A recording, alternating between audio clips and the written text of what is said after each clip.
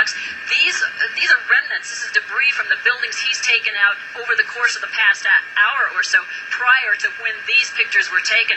Now, if you'll stay with us, he is just headed westbound again. This is tape. He is just again headed westbound into the downtown area.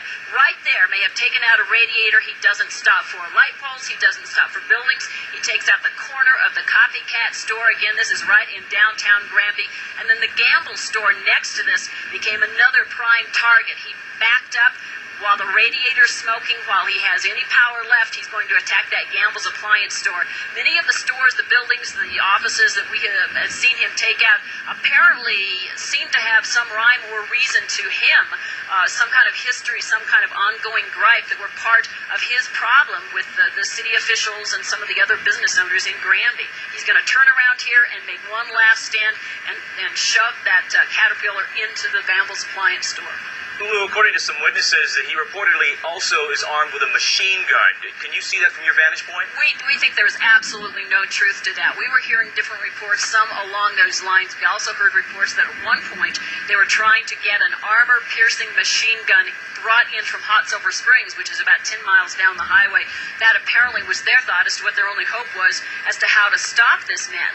But he actually ended up stopping himself. You can see now that long stream of wet pavement there. That's the radiator. Apparently took out the hose or some other part of a radiator underneath his Caterpillar.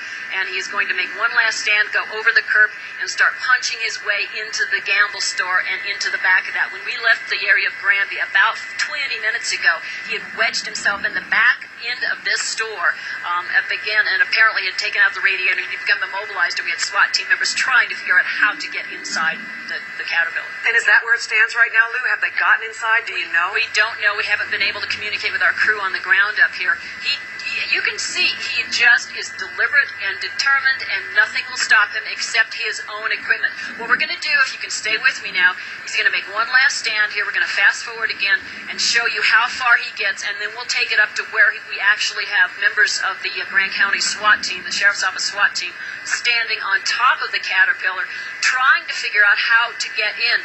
I'm sure police officers, sheriff's deputies were themselves assuming for a time that he was armed because they were trying to keep their distance, trying to take cover. Actually took cover, as you can see there, behind the scraper, but they seemed to realize at some point that he was unable to shoot out, and that at this point he was like a turtle on his back. He was very vulnerable. He had gotten himself wedged, he disabled the Caterpillar, and there was no place for him to go. The challenge now was to get him out of there. We don't know how that stands. So the video we're looking at is of that department store you were talking about.